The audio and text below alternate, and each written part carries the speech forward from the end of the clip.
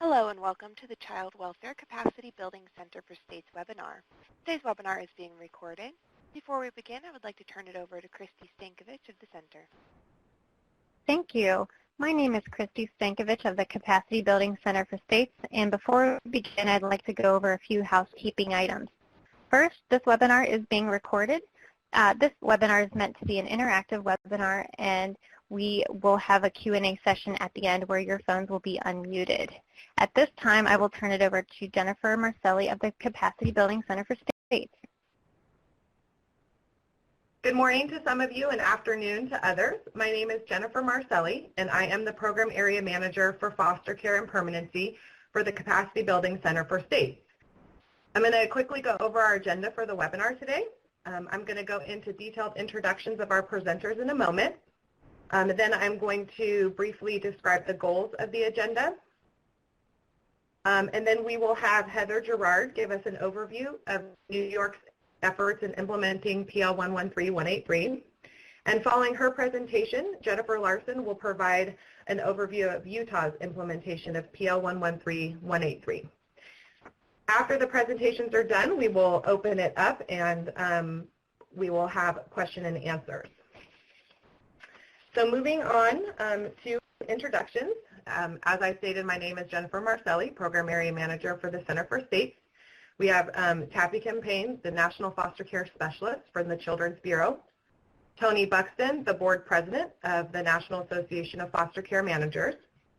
And then I'll go into a little bit more detail on our two presenters. Heather Gerard is a Child and Family Services Specialist in the Policy Analyst Unit within the Bureau of Strategic Planning and Policy Development at New York State Office of Children and Family Services. Heather has been there for the past year and a half and has served as the facilitator for several work groups that developed policies to implement some key pieces of the Preventing Sex Trafficking and Strengthening Families Act. Then we have Jennifer Larson, who is currently the Director for Out-of-Home Services and the Adolescent Services Program Administrator for Utah's Division of Children and Family Services. Jennifer has been with that agency for 16 years, working all program areas, including child protective services, in-home services, and foster care. I would now like to turn it over to Taffy for a few introductory words and welcome. Taffy? Thank you very much, Jennifer. Good afternoon, everybody. On behalf of the Children's Bureau, I want to welcome you to this webinar for the foster care managers on the reasonable and prudent parenting standards, which, to make it easier on everyone, you'll hear us often call it normalcy. Since the Preventing Sex Trafficking and Strengthening Families Act, also known as P.L.113-183, since it was enacted, we've supported the state and tribal child welfare agencies in development and implementation activities, which have included providing guidance, convening the agencies, developing products, and also creating opportunities for peer-to-peer discussions such as this one. And we've actually done that in the past with child welfare directors, with foster care managers, and independent living coordinators, amongst some of the varied groups. You have shared your challenges and also some very innovative practices that you have either already were implementing or have begun to implement. So we appreciate that.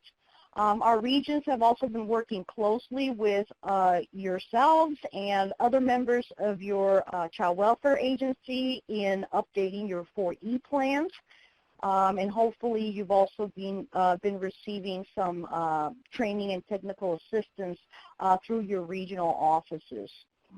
This webinar in particular presents an opportunity for the foster care managers to learn about what some of your counterparts are doing and to have some dialogue specifically on the normalcy piece of this act. We know from your annual meeting and various other venues in which we've had communications with you that this group is particularly very involved in the policy development or modifications, in developing practice guidance, training opportunities for staff, etc. And we really hope that this next hour will be of service to you. I really want to thank all of you for sharing your interest, your ideas, your challenges with us. and we look forward to continuing to support your work in improving the services to children and youth in foster care. So with that, thank you all very much, and I believe I'm turning it over to Jennifer again. Thank you very much, Taffy, for that introduction. I really appreciate it. So quickly, today, the webinar, we are going to discuss how states can utilize the organizational capacities in their implementation of RPPS and normalcy, and the presenters are going to take us through their experiences in their implementation. Next slide, please. The webinar objectives are, we are hoping to explain the child welfare organizational capacities and how to use those in your implementation, explaining how state policymakers can define normalcy, discuss the range of decision-making authority, determine activities that fall within normalcy, and explain how foster parents, caregivers, and caseworkers work together. I'm going to start us off going over what the dimensions of capacity are.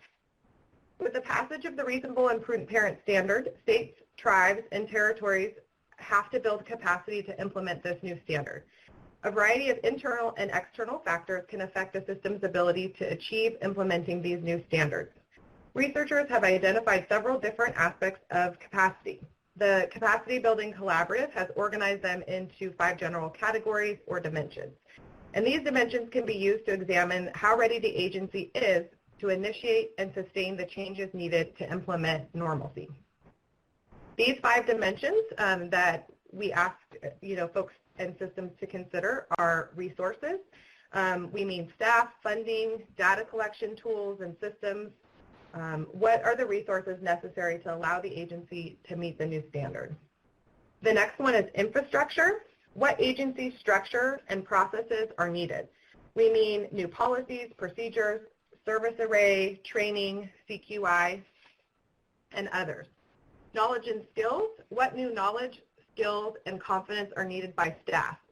Frontline staff, supervisors, managers, resource families, congregate care facilities, all of these folks need knowledge and skills and confidence in order to properly implement the new standard. The next one is culture and climate. How the climate of the system can affect the acceptance and support of the practice changes from the Reasonable and Prudent Parent Standard. It's really important to think about the openness and buy-in of the system to these new practices. And the final capacity dimension is engagement and partnership. How is the agency's internal collaboration going to affect the implementation of normalcy? How to engage stakeholder involvement in the implementation. During today's webinar, you will hear our presenters address some of these dimensions as they have started to implement the Reasonable and Prudent Parent Standard.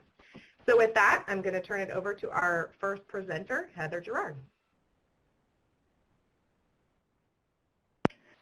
Thank you, Jennifer.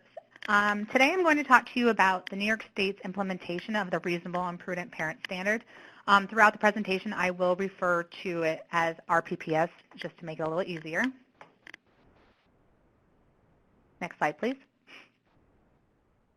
Prior to the Preventing Sex Trafficking and Strengthening Families Act, New York State had recognized that we needed to look into ways to improve the development and well-being of children and youth in foster care. The first step to do this was to form a work group to kind of come up with some ideas on how to improve their well-being. Next slide, please. The work group that was formed was made up of staff from county and non-governmental social services agencies, youth in foster care, foster parents, OCFS staff, and members of advocacy groups.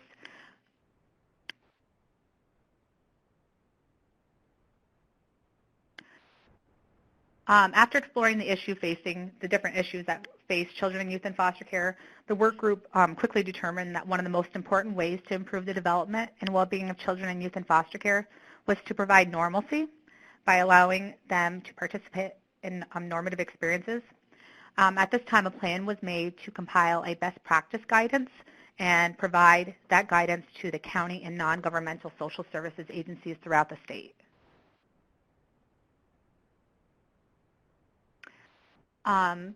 Before we created the guidance, we really wanted to get some information on how things are being done throughout the state. New York State is a little different because we are a state-supervised, county-administered child welfare state. So what we did is we utilized our internal resources and we created an electronic survey, which we then sent to all New York State, county, and non-governmental social services agencies, and in order to gather some information on how the agencies were doing with policies, practices, and trainings on promoting the healthy development and well-being among the youth in foster care. The survey was divided into 5 domains and focused on youth ages 13 to 21 years of age. The domains we focused on were promoting social development, promoting cognitive development, promoting physical health, promoting safety and permanency, and promoting mental wellness. Specific questions were asked in each domain. For example, in the promoting social development domain, agencies were asked whether their agency has policies and or trainings on social development, such as overnights at friends' houses, access to social media, safely navigating social media, access to and use of cell phones. And then the agencies were asked to identify who in their agency makes the final determination on whether the youth in foster care can participate in these social development activities.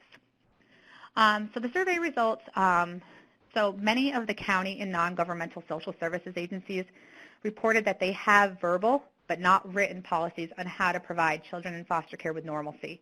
This obviously led to inconsistencies throughout the state. The majority of decisions for children in foster care were being made by county social service agency heads, and very few decisions were actually being made by the caregiver.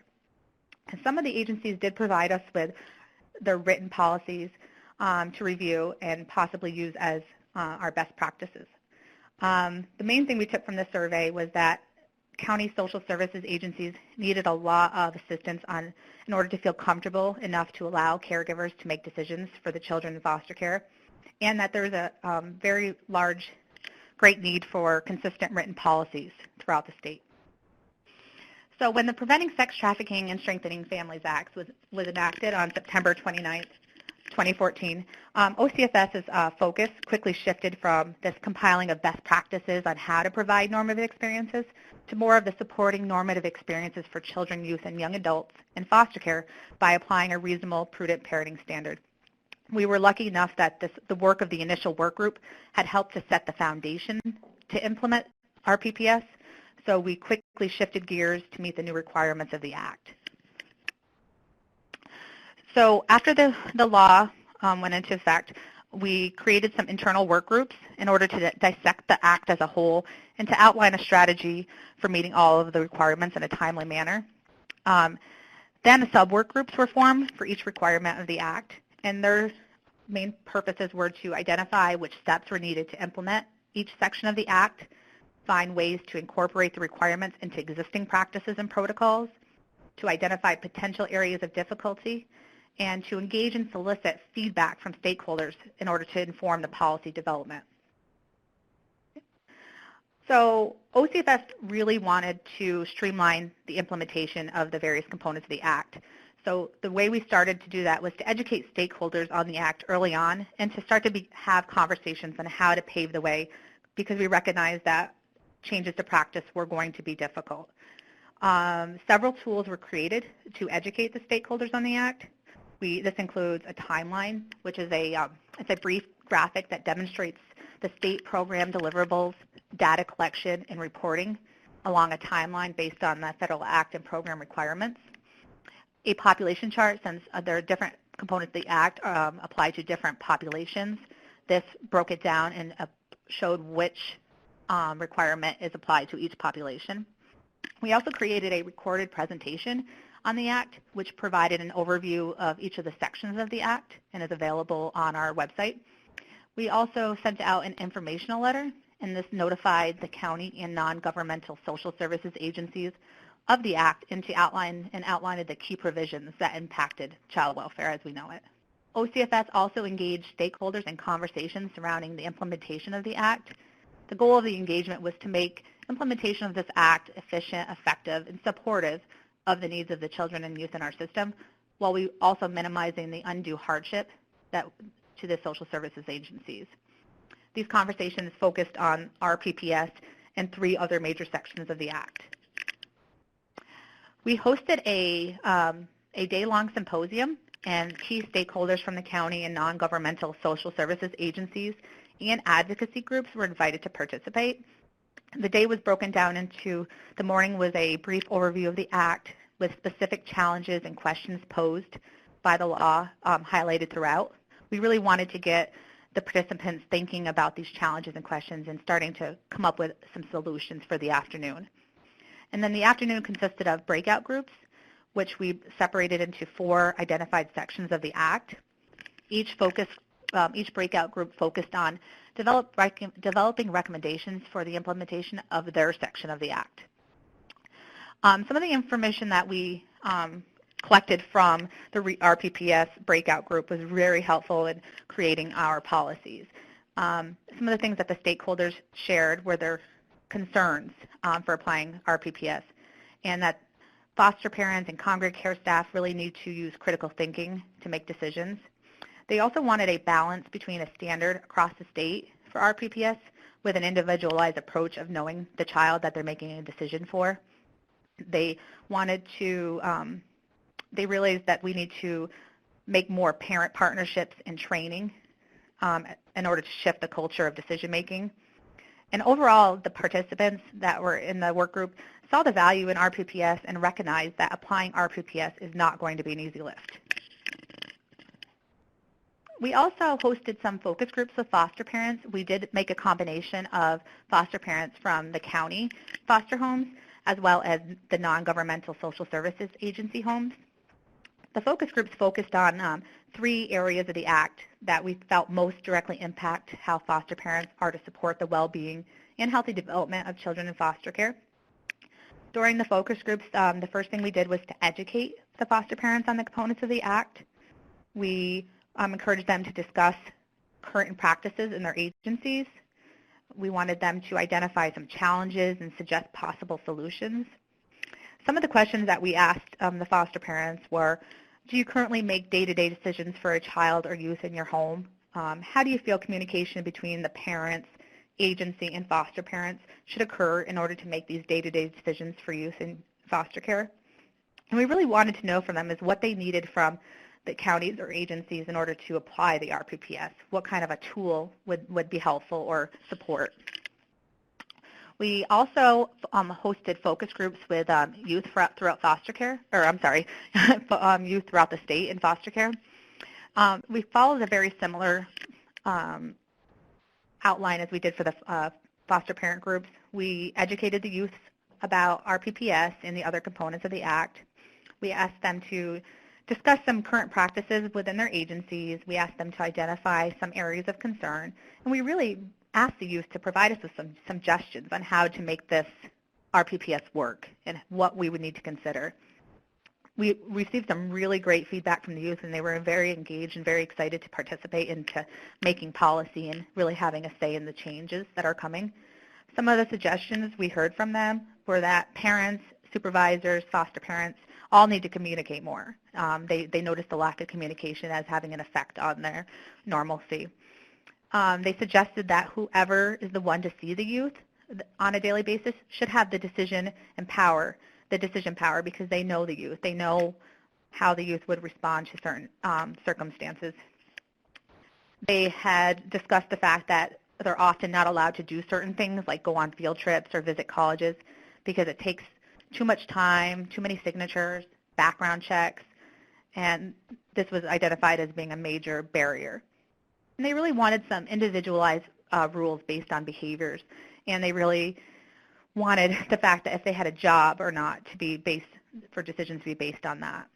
So after the symposium, we did some follow-up phone calls with the symposium participants. We wanted to discuss the draft versions of the policies and to get some feedback. We started to talk about what practices was going to look like after these policies were implemented. We also sent our draft administrative directives, our ADMs, to all of the county and non-governmental social services agencies for comment. We either incorporated some of the feedback on these policies into the policies, or we added it to a frequently asked questions that we have created. So all this feedback that we received from all of our focus groups and our symposium and all of our conversations was compiled in order to create our policy. And we also created 3 additional attachments that were provided for assistance. So our policy is 15 OCFS ADM 21, and it's supporting normative experiences for children, youth, and young adults in foster care, applying a reasonable and prudent parent standards. We created 3 attachments, which I believe are under the handouts with the webinar for use. So some of the highlights of the policy were, in the policy we define reasonable and prudent standard, caregiver, age or developmentally appropriate. We embodied this in our regulations, and we also based our definitions directly from the Act. We focus a lot on the engagement of birth and adoptive parents, caregivers, social services agencies, really to gather information early on in the case regarding the child and to have ongoing discussions regarding daily decisions and regular activities. We really wanted everybody to buy into decision making. We include a framework for considerations when making an individualized response to a child's engagement in normative experiences.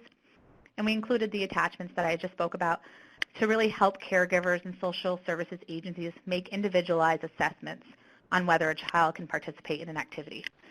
So recognizing the need to individualize the response to a child's participation in normative experiences, the policy provided a list of things that a caregiver should consider before making a decision.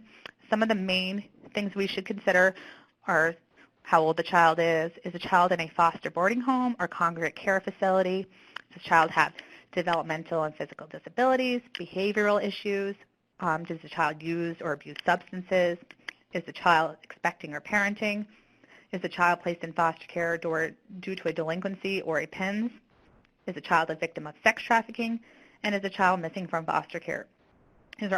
These all have specific considerations if your child fits into these categories. Okay. So attachment A is gathering information to support normative experiences.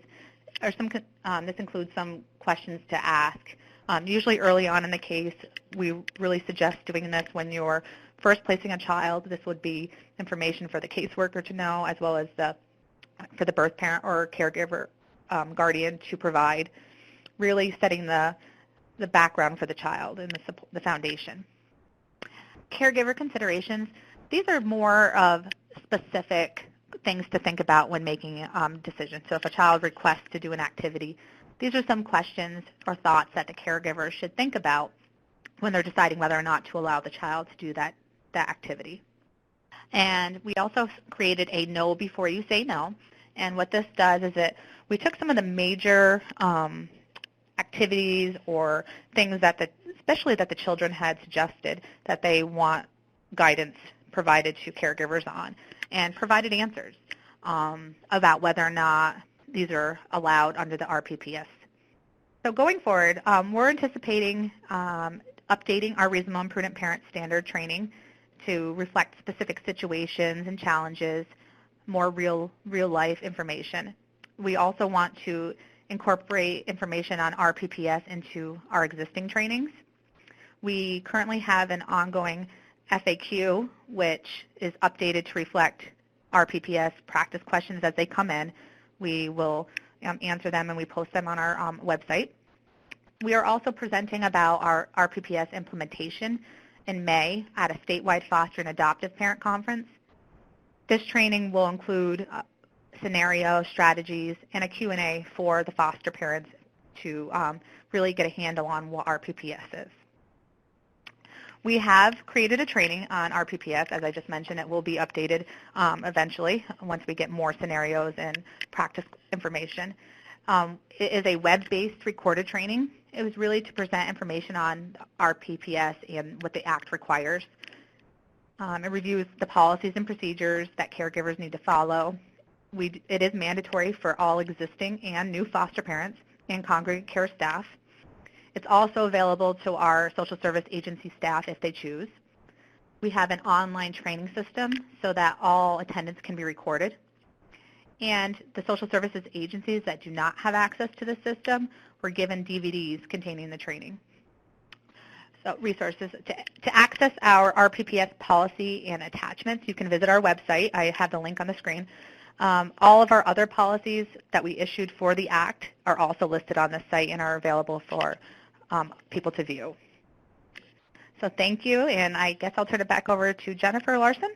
Thank you. My name is Jennifer Larson. I am the Independent Living Coordinator for Utah's Division of Child and Family Services. And I'm grateful for the invitation to present today about how Utah has implemented the Reasonable and Prudent Parent Standard. First, I want to give you a little bit of a background about how Utah's Reasonable and Prudent Parent Standard came to be, as it's a little bit different. When we have a very active youth council here in our state, and they repeatedly said over and over they want to be treated the same as their peers to have those normative experiences. So in 2013, we were able to have those youth testify to our Child Welfare Legislative Oversight Panel, and they were given the task to draft legislation regarding reasonable and prudent parenting and normalcy for the lives of youth and children in foster care. So the Youth Council researched other states. We did a lot of consultation with Florida and how they had implemented their reasonable and prudent parent standard, and so they drafted their own legislation, and it was passed in 2014. So we've been doing reasonable and prudent parenting for about 2 years, and a little bit ahead of the federal legislation. So in Utah, after that legislation was passed, we had to look at where the decisions were being made, and we found a lot of variations across our state in terms of how caseworkers practice that decision making. And so we had a lot of conversations with private providers, with caregivers, with foster parents, with youth, with caseworkers and their supervisors about what we needed to do. So we looked at narrowing the spectrum of decision-making authority to really give caregivers the permission to make those decisions. One of the issues that we also faced was working with our contracted agencies, child-placing agencies and congregate care settings who were private providers to implement that standard as well. One of the things that federal legislation did was it helped refine our process a little bit in terms of identifying the individual in the residential and congregate care setting that would approve those normalizing activities. We also looked at when youth are doing an activity or a young person is involved in an activity, is that activity sustainable? If the child achieves legal permanency, whether they return home, are reunified with their caregiver, are adopted, someone takes permanent custody and guardianship, will that caregiver who will be that child's permanent caregiver be able to sustain that activity if they start it while they're in care? So in Utah, we defined what activities were, just like New York did. So we looked at 3 different types. Social activities, so those could be dances, clubs at school, wholesome recreational activities, things that they're involved with their peers in. It could be something that's done in a family-based placement or built into congregate care, their treatment programs.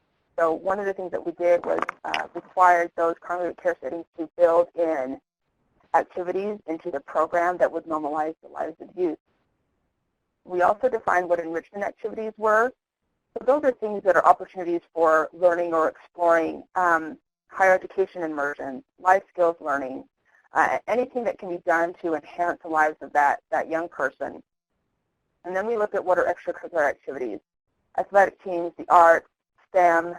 Utah is a big STEM state. So anything that would help promote science, technology, engineering, or math for the life of a young person, we would also want to be encouraging those types of activities for our young people. In Utah, we love to recreate. We have 5 national parks. They're called the Mighty 5. And then we have also more than 60 state parks. So we had to really think about how we were going to have youth and families that love to recreate in our state be able to do activities safely. So we had to make special considerations for families and young people that use off-highway vehicles or ATVs. We had to make special accommodations or special policies regarding boating and the use of watercraft. And then we also had to look at activities that involve hunting, Utah is pretty rural, and we have a lot of families that hunt, and so we had to make some special provisions for those. Some of those things include an education component. So if the youth is going to be driving or riding an ATV, we have special requirements for the helmets that they have to use, and they have to take an education course before they ever can get on an ATV or an off-highway vehicle. The same with boating. They have to have a Coast Guard approved life jacket as well as take a boater's education course. The same with hunting. We are looking at if the family is going or if the child is going hunting, to make sure that they've taken their hunter's education. And because there's a use of a deadly weapon involved in that we have permission from the courts before they ever engage in that activity. We also had to educate caregivers, staff, congregate care settings, private providers in what is an activity that can cause significant bodily harm, injury, or death, and to make sure that the team, in terms of the decision-making authority, was all on board with the youth participating in that activity. So we still want families to recreate, and we still want children to be outdoors and to be able to enjoy all that Utah has to offer, but we have to make sure that those activities are done as safely as possible. So the decisions in Utah in terms of who makes those decisions for our children in foster care comes down to the child and family team.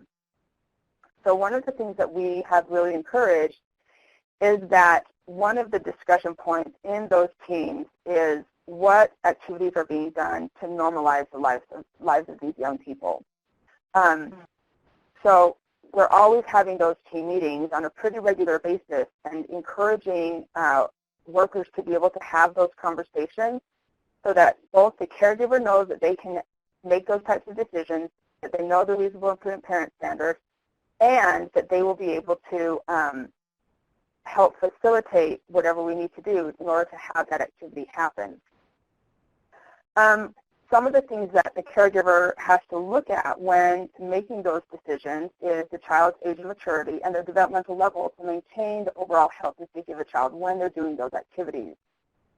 What are the potential risk factors and what's the appropriateness of the activity? So those activities that can cause serious bodily harm, injury, or death, those are things that are risk factors that we need to make some decisions on and to help caregivers feel comfortable in making those decisions. We always look at what is the best interest of the child based on the caregiver's knowledge of the child. One of the things that this did when we created that standard is that we had to say to our staff is that we really have to practice full disclosure. If the caregivers are the ones that are making those decisions, we have to give them as much information as possible so that they know whether or not a child can safely participate in the activity. We're always encouraging what is in the child's emotional and developmental growth to support that, what is going to give this child the most family-like living experience possible, and what is that behavioral history of the child so that child can safely participate in the activity. So if the caregiver ever has a question about whether or not a child should participate in an activity, the child and family team becomes the decision-making authority. So the caregiver can bring it to the team, the child can bring it to the team, the case manager can bring it to the team. Any of those individuals that are on that child's team can have that discussion to determine whether or not those activities are appropriate. But the caregiver is that first line of decision-making authority. One of the things that we felt was really important is in Utah when we passed our own legislation regarding reasonable and prudent parenting is that everyone have a shared understanding of what that standard was. So one of the things that we felt was really important is to have consistent messaging with the same presenter.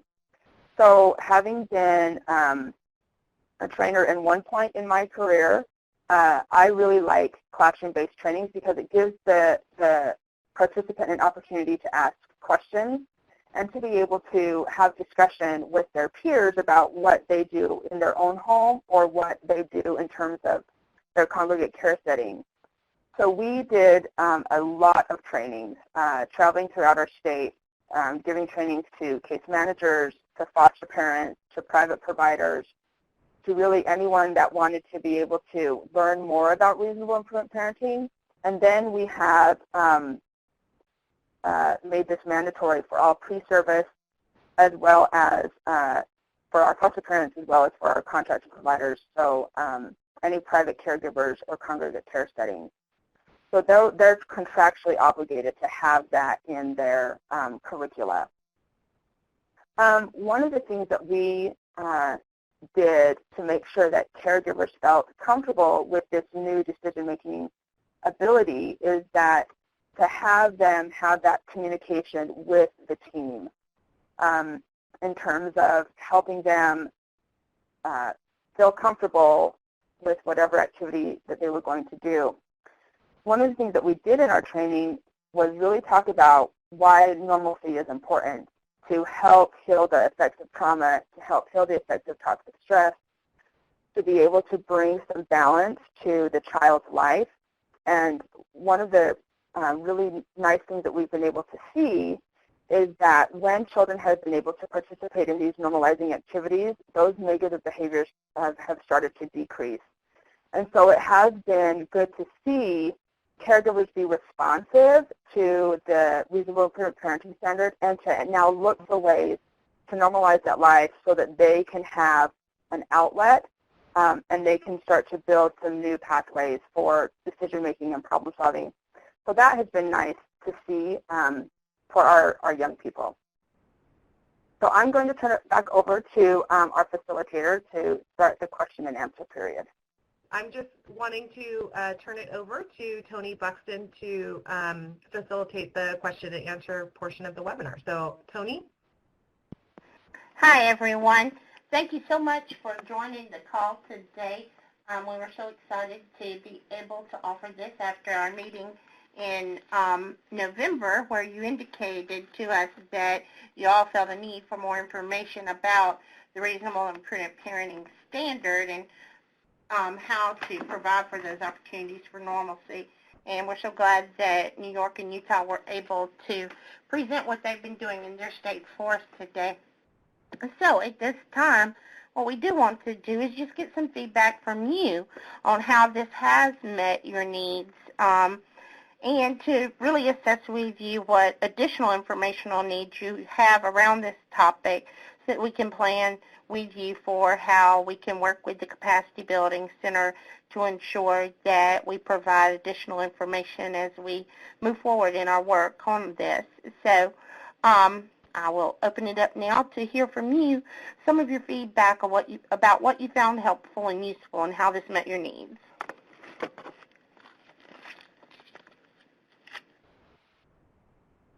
And if the operator would come on to instruct folks how to unmute themselves. Certainly. If you'd like to ask a question on the phone lines, please signal at this time by pressing star 1 on your telephone keypad. Again, that is star 1 if you'd like to ask a question on the phone line. And we'll take As we're waiting for folks to press star 1 and give us any comments or ask any questions they may have, I'll just mention that I found it very helpful when you were talking through the way you handled the activities related to recreation, because coming from Louisiana, we're also very much an outdoorsy state, lots of recreation, and that information you were providing about how you handle the use of ATVs and boats and hunting and all of that, that's something that I'm going to be looking at more closely, I know, because it's definitely issues that we deal with here, and I found it very helpful to hear how y'all handled that. And we do have questions on the phone line. Caller, please go ahead. Hi, this is Wisconsin, Janelle. I have a question for the person from New York who provided attachment A, B, and C, and then the yes or no questions that you guys have. Are you open to us taking this and adopting this or modifying it in any ways to meet our needs, or would that be okay? I absolutely love your Q&A document. Hi, this is Heather. So everything that's on our website has been published. I'm sure if you would like to take some of the things we've done and adopt it, I don't believe there would be an issue with that. I will follow up on our end, but everything is open to the public. Okay, thanks. And we'll move to our next question. Caller, your line is open. Please go ahead. Okay, I had a question about the for the high-risk activities. Did you guys get, I think it was Utah that had it, did you guys get like some sort of chart that you're giving out? I know our foster parents are really struggling with kind of what falls under the high-risk activities, and I didn't know if you found any good documents or charts or anything like that out there that you could share. So, so this is Jennifer from Utah. That's a great question. We had a lot of questions about what would be considered high risk. And when we looked at it, it was really anything could be considered high risk. It's what are you purposely engaging in that's considered high risk, if that makes sense. So we still haven't created like a chart, but that's something that we have been considering doing. So if we do that, I can certainly send you that information to get that to you. But one of the things that we looked at when we were drafting our policy about what that includes, we looked at things that we know that there's going to be a high probability that there might be an accident. So those things like ATVs, boating, sometimes horseback riding, anything like that that you would need to have protection on your body to be safe, that's sort of our standard that we said. So if there's a helmet or life jacket or any other sort of protective gear that you would need to wear, that would be considered high risk. Thank you. That does help. And there are no additional questions in the queue at this time. Okay. This is Tony once again, and we also wanted to give you an opportunity here at the end of our call to talk to us about any future webinar interests that you may have. The Capacity Building Center will be working with us to try to offer these opportunities on a regular basis for our foster care managers, and so we want to make sure that we're focusing any webinars on those things that you do consider currently pertinent to your practice. So at this time we'll open it up again for you to just mention to us anything that you may be currently struggling with that you think it would be helpful to have some future webinar information on. And there is no one in the queue at this time. Okay, then, Jennifer, I will hand it back over to you then. Okay, thank you so much, Tony. So this concludes our webinar today. On the next couple of slides has all of the presenters, myself, Tony, and Taffy's email addresses. So if we can put those up on the screen, I think that that would be helpful for folks to see. So feel free to email any of us with any questions or comments you may have. I'm wondering, we do, have quite a bit of time left in the webinar, so I don't know, Tony, if, you want to open it up to other folks from other states that may have innovative practices that they are, that they're doing that maybe they could share with others on the call? Absolutely. I think that's a fabulous idea. If you would like to make a comment at this time, that's star one. Hi, this is April Edwards from Maryland, and I actually just had a question about the implementation process. We have begun the Reasonable and Prudent Parenting implementation, and I actually conducted a webinar with all of our resource home staff, but there seems to be we're struggling with the difficulty in the shift of practice, more so on the side of the workers, to be able to empower the resource parents to say, this is okay. And I was wondering if any states, unless I missed it, was struggling with the same thing, and what did they do to move their workers along this shift of providing normalcy? Hi, this is Jennifer from Utah. We really did struggle with that as well. We found two things that happened. One camp was case managers, caseworkers that really did not want to give up their decision-making authority and struggled with allowing caregivers to make those decisions because they felt that they would be able to make better decisions than those that were providing the daily care for that child. And then we had the other camp, which was caseworkers that really didn't have that much of a vested interest in what was happening in the day-to-day lives of the children that were on their caseloads. So as unfortunate as that is, that was something that we had to address internally in terms of what was the expectation for case managers in terms of empowering those caregivers to make those decisions or even letting those caregivers make those decisions. And so one of the things that we did with that is we had conversations with supervisors and with administration in terms of setting the expectation for their case managers. In Utah, we've had conversations about major shifts in practice take a really long time. And we've sort of likened this to other major shifts in practice that we've had over the years, and that it takes having those consistent conversations over and over and over again with the frontline staff as to what those expectations are when they're talking about normalizing the lives of children that are in foster care. So that has been and continues to be, and we've been doing this now for almost 3 years, a little bit of a struggle in getting the culture to change. And really, we've come to know that culture eats strategy for breakfast. And so we had to look at what was our strategy and what do we want the culture to be, and then setting those expectations and having those repeated conversations. So it's been a little bit of work for us to get to where we are. Okay, thank you so much. Hi, this is Heather from New York. I just wanted to add on to that.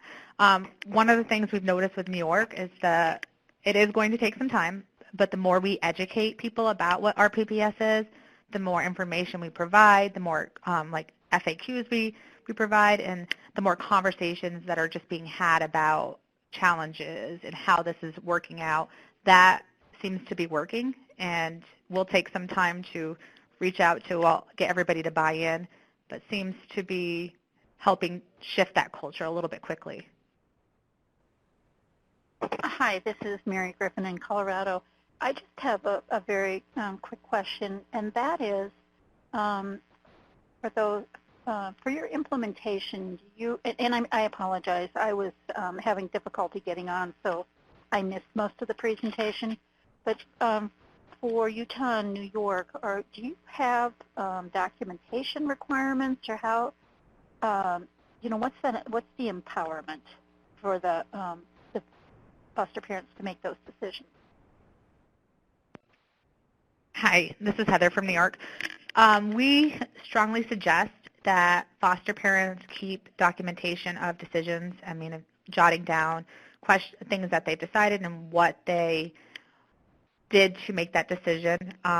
We also, for our APLA children, there's the requirement that they have to document the reasonable and prudent parenting standard and normalcy decisions that we have as part of our permanency hearing reports.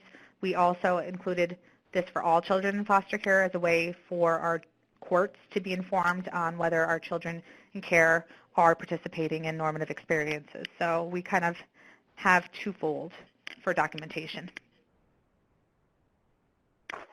This is Jennifer from Utah. So our documentation includes the Child and Family Team meeting minutes, that it was an agenda item that was discussed about what is being done to help the youth and child participate in normative experiences.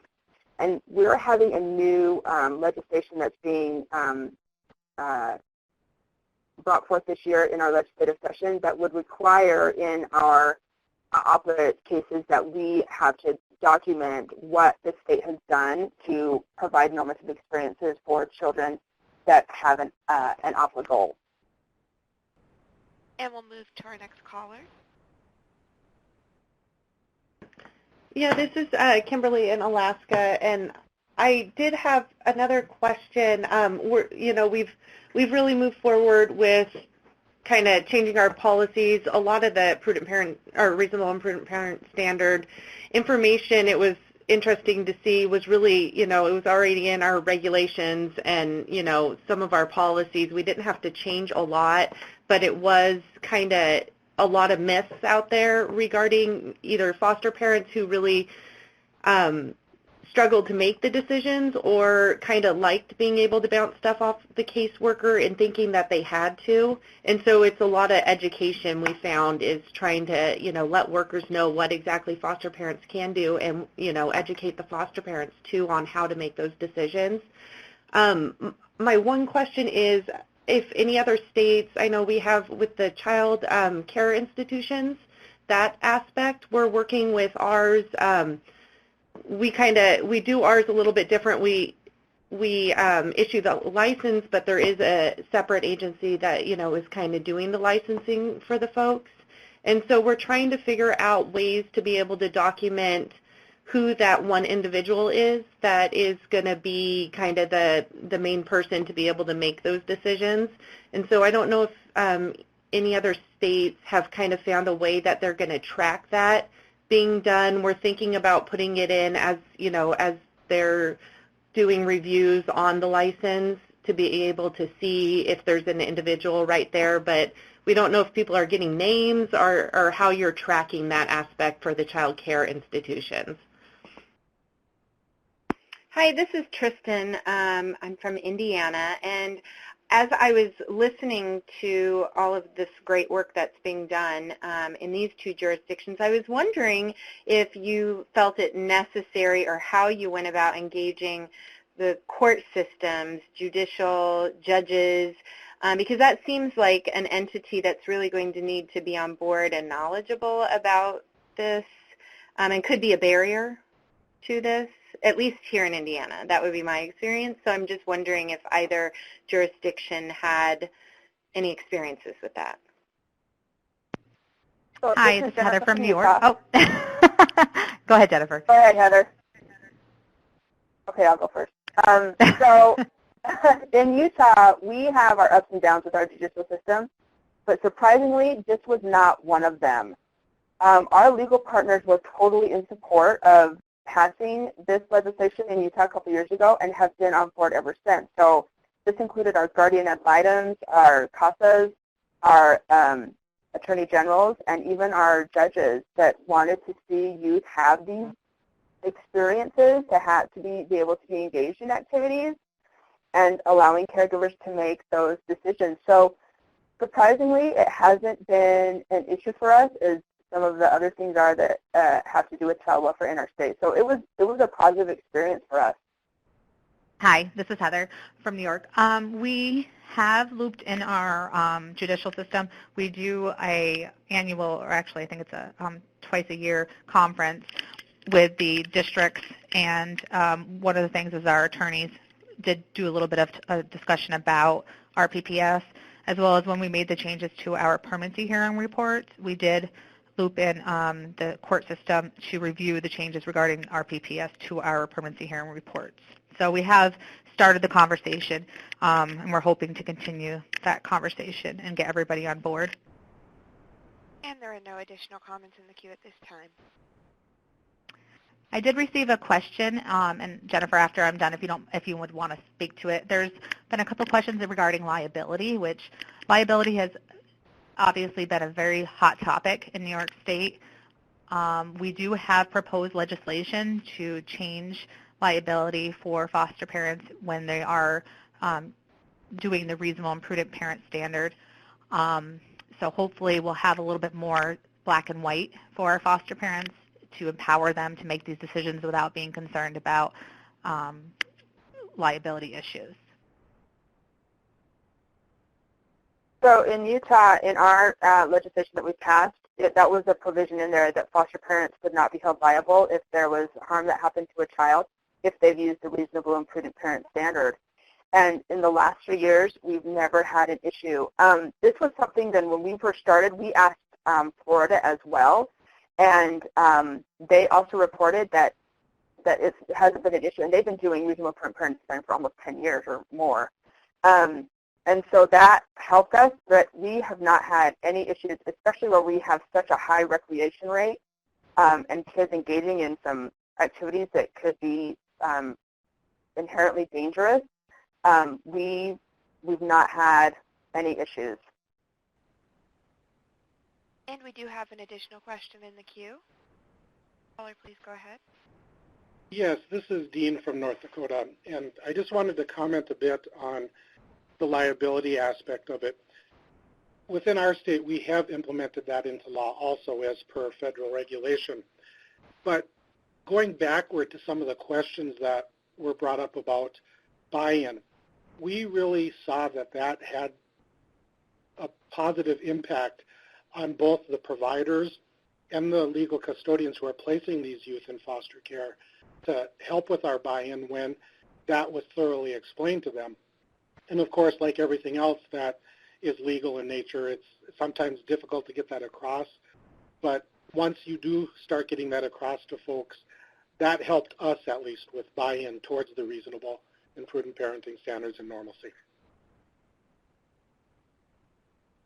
Hi, this is Christy Stankovich. I'd like to let the operator know that at this time we'd like to actually open up, if we can, all of the participants' lines for some free-flowing discussions.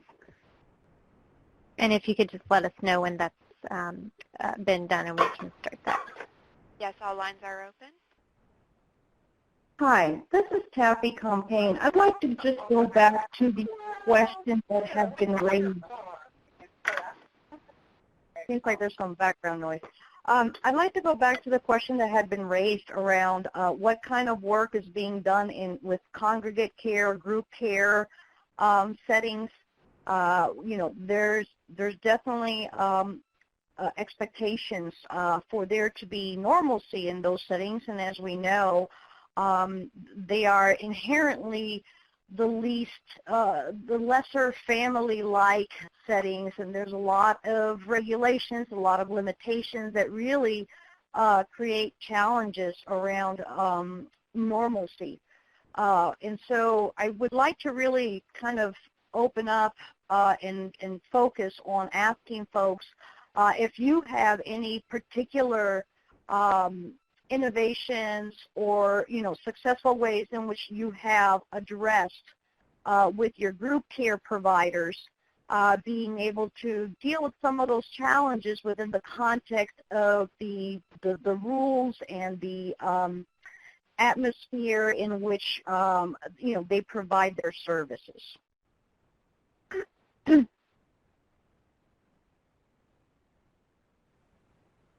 This is Kelsey Bless from North Dakota, and I can speak to the facility piece a little bit from what we've done in our state, if you'd like.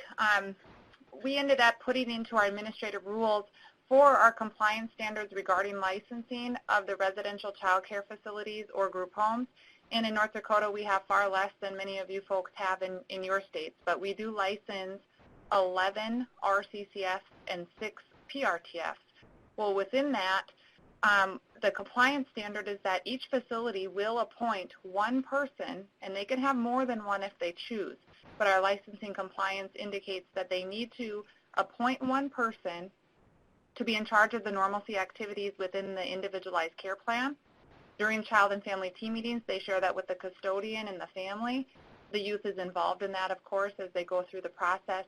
Now, there are limitations, as you stated, in regards to what a group home or a facility might offer for normalcy activities. However, we've opened that up as far as how they have to adjust their policy. They need to address it. They need to say, here is what we offer for policy or for our normalcy activities on our site. Some of them, at least in our state, have the opportunity, even if they're living in a group home, they go to the community district public school. They might get to play on the basketball team, or they at least could try out for a sports team. Maybe they're involved in music, so on and so forth. And so the facilities set up their policy within that, and as we license them to operate, we view their compliance based on the standards they say they have structured that meet our administrative rule. This is Tony with Louisiana, and we did kind of similar to what North Dakota did. We made it a part of our licensing regulations in the state of Louisiana that they have to have a designee who is the person in that residential setting who's responsible for that decision making, and that person, they have to be identified to us, and we have to have the current person on record here in our state office at all times, and it's a part of the review of their license when they do the licensing reviews. They need to be able to see who that person is and see how they have implemented the Reasonable and Prudent Parent Standard, how they've guided other staff, how they've made decisions with the youth and that type of thing. And so it is something we're monitoring and requiring through our licensing process and that we had put into our actual state licensing regulations.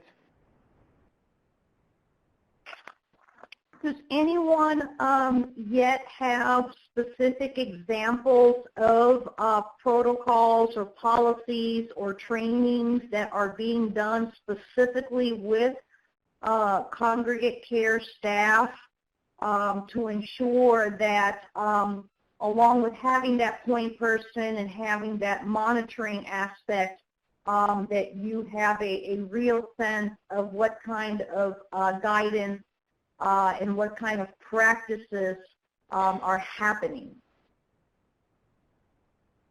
This is Alaska, and we've opened up kind of the trainings that we're doing to both our foster parents and our workers to the child care institutions to be able to have them participate and invite anyone, you know, not just that one individual that they've designated, but any of their members to be able to participate.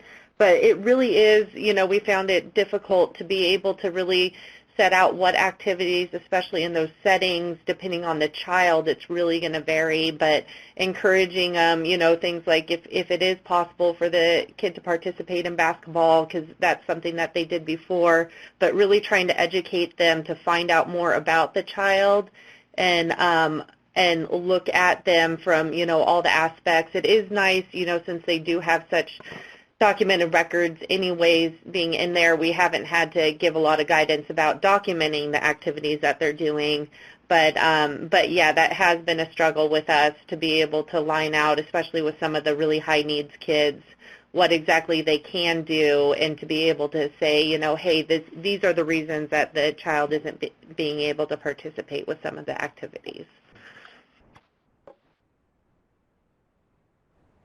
And this is Mary Griffin in Colorado, and we're county administered.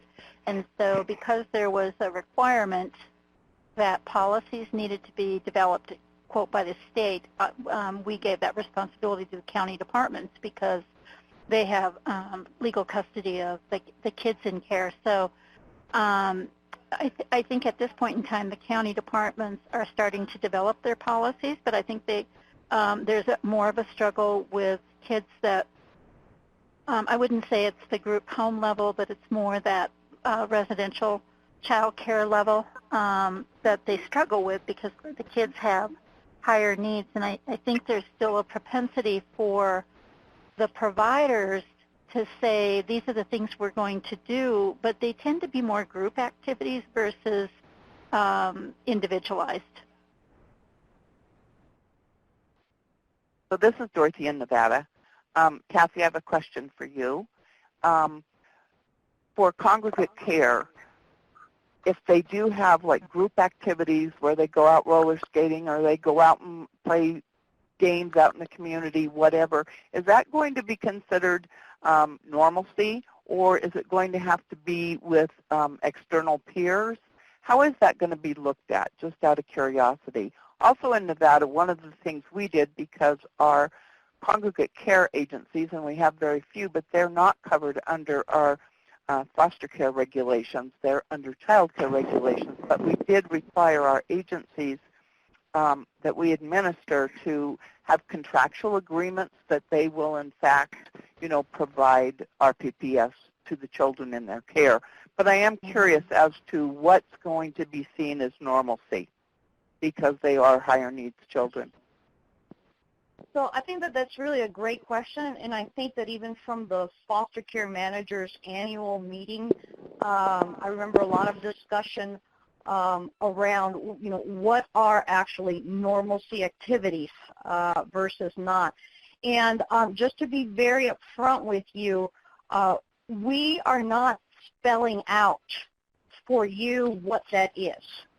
We really want to leave it open so that rather than limiting it to saying it's this 1, 2, or 3 items, that your systems, depending on your level of work with either the foster parents directly that you might have, for some of you, you have agencies that those foster parents work through, and then even with your group care providers, as you mentioned, you may work with them in terms of through the licensing venue. Some may do it through performance-based contracts.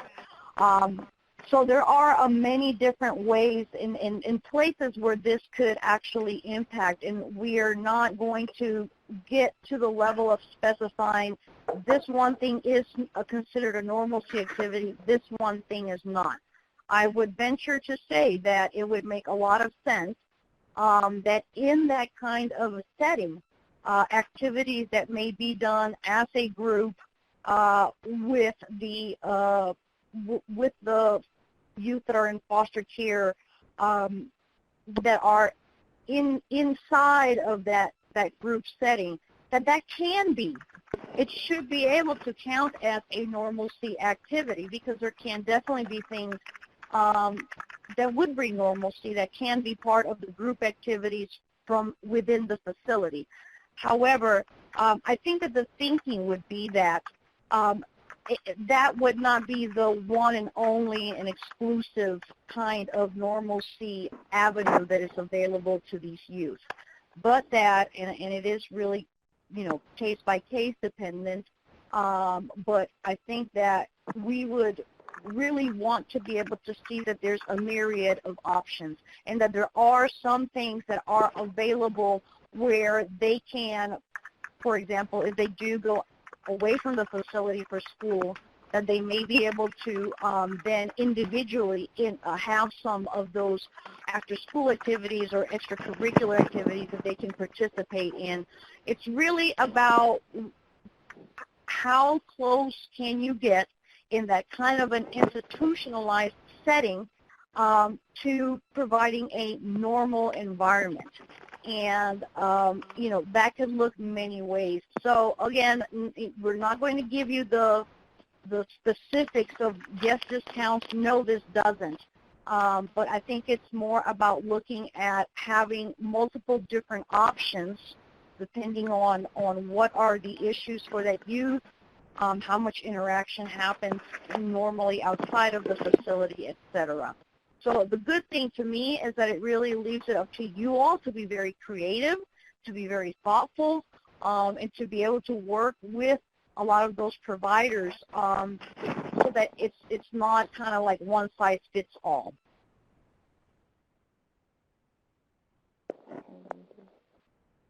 And this is Dorothy again, just to continue the conversation a little bit. I think that the concern is it's not an all or nothing. We don't go from extreme supervision to you get to do all these normalcy activities, but it's a process that you provide children the ability to show their responsibility and ability to stay safe, and then Absolutely. They get more as they do well. I don't know, and that's kind of how I see it. You don't just throw them in the candy store. Absolutely. We had a meeting last year where we brought in a representative from all of the states, and we also brought in a lot of youth or alumni of CARE. And that was a big part of the discussion. As you said, it's not just kind of give them the blanket permission and allowance, but that as any young person may have to do certain things in order to earn the privilege of having a phone, let's say. It would be no different for youth that are in CARE.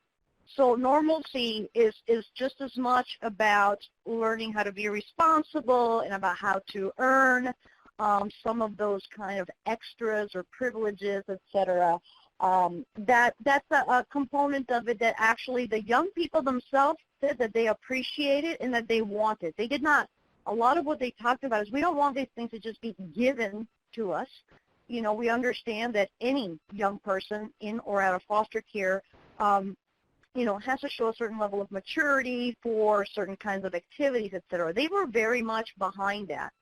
I think where we are really in the purpose of this, you know, particular act is because there have been so many situations where those doors were just not open, period. And so we're really trying to get the doors open, but that there would be some responsibility, some expectations, et cetera, put on the young people themselves certainly makes a whole lot of sense.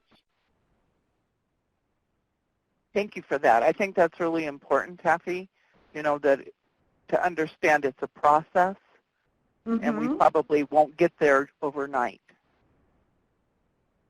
Absolutely. There are a myriad of issues that are really having to be addressed. I think that all of us would say that, yes, it is very appropriate that young people have the opportunity, for example, let's say, to go to prom, or if they show a certain level of responsibility to be able to drive a car. But, you know, this is an area where liability plays a big role.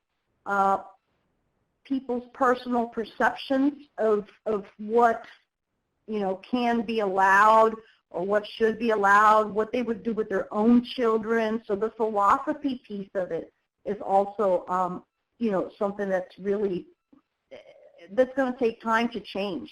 And certainly, you know, in settings like congregate care settings that there can be different levels of restrictions, et cetera, developed purposefully, that creates, you know, some additional challenges. What we're really wanting to see is that the exploration of how to develop those normalcy activities and the earnest best practices work around that really does come to fruition, but that every child would just automatically get X. No, that's not what the expectation is. And the mindset of a lot of the people that are involved is something that we do have to change, and it does happen over time. So I really appreciate those that have really talked about starting to do some of the training and really looking across. This is something that the workers need to understand, the caregivers need to understand, and the agencies that the caregivers may be tied to need to understand, and hopefully gradually we're all going to be making this change. And there have been a number of states that have been very progressive in this area before this act came along.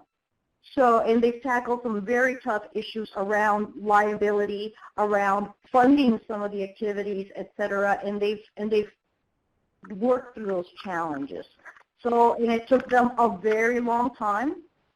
So we certainly recognize that, but that's why we want to offer these kinds of opportunities, because you all can learn about somebody else who did have a similar challenge, how they were able to kind of work through it. Florida, I remember in the annual meeting was highlighted because they've spent quite a bit of time working on this issue before the act came about.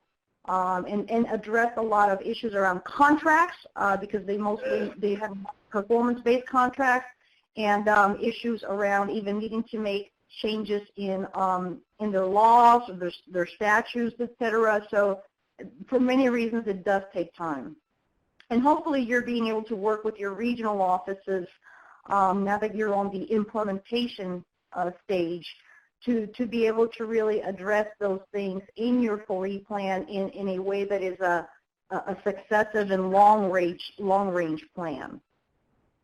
You know, the other thing that I think throws a wrench in it is there's so many factions, such as, and I'm sure every state has this, which are, you know, the child advocates, many of the child attorneys, and they will also take a hold of the law and see it their way, and because there are many that want kids to have everything all at once.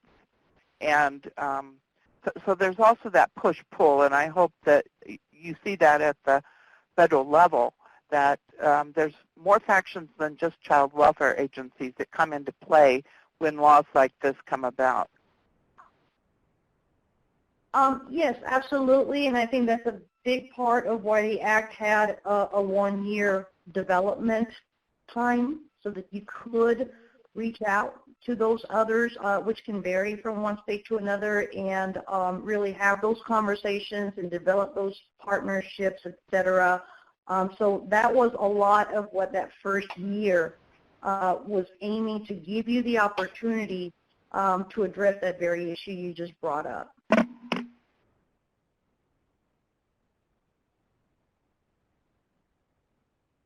Thank you, Kathy. Thank you, Dorothy. So we have about 4 minutes left. Are there any last questions anybody would like to ask? Tony, is there anything else you'd like to say before we end?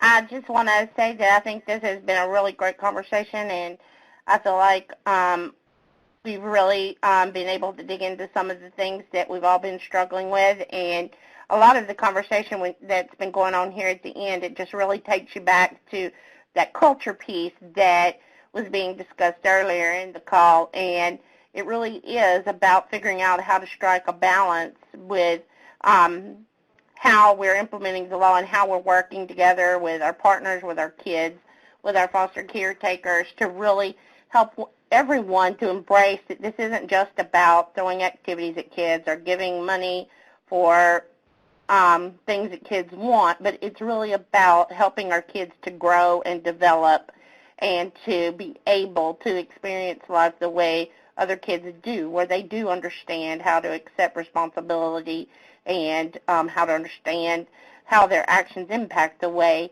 that they're allowed to have opportunities in life as well as consequences. And so I'm very glad that we did get to the point where people felt comfortable opening up and having this type of discussion. And I think that is going to be something that over time we continue to find a challenge as we try to grow this practice. There will be differing expectations from all the parties involved, but as long as we're collaborating together, as long as we continue to talk about the challenges and talk to one another about how we're overcoming them, I think that we will be able to be successful in the way we're implementing this in our state. So I just really appreciate everyone being so open to talking and sharing what's going on and your thoughts and concerns about this. And I hope that you will all be able to identify other issues like the reasonable and prudent parenting standard that you feel like we can support one another on and gather information from one another and use as topics for future webinars.